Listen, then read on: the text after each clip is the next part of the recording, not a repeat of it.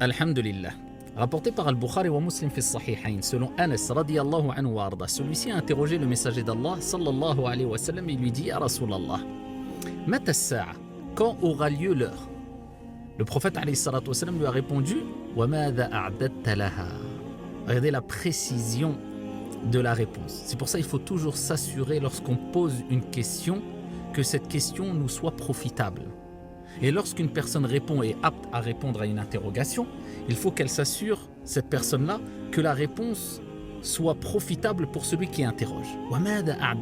C'est ce qui nous importe quand aura lieu l'heure. Ce qui t'importe toi, c'est de savoir qu'est-ce que tu as préparé pour cette heure-là. Il dit, Anas radiyallahu anhu arda, la shay, rien.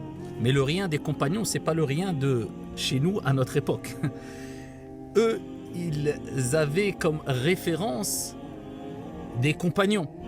Ils avaient comme référence le prophète sallallahu alayhi wa sallam. Le niveau de iman, de foi et le niveau de concurrence était énorme.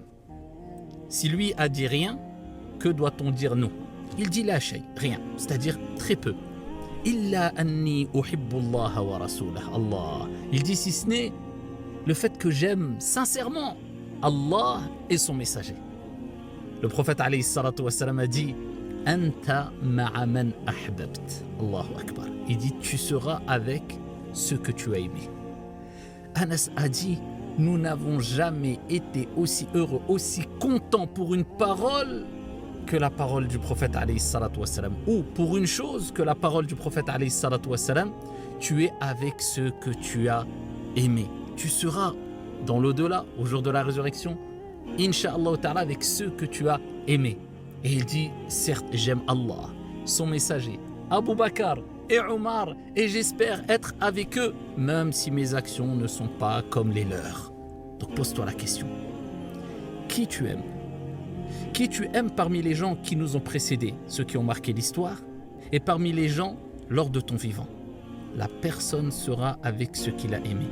Si tu aimes des personnes qui ont l'habitude de faire le bien et Inch'Allah ta'ala qui accéderont bi'idhnillah au plus haut degré du paradis, tu les as aimés en Allah d'un amour sincère, eh bien cet amour, simplement cet amour-là sincère, pourra te permettre bi'idhnillah d'accéder au plus haut degré du paradis. Donc cherche à aimer les personnes qui te seront le plus profitables ici-bas et dans le delà.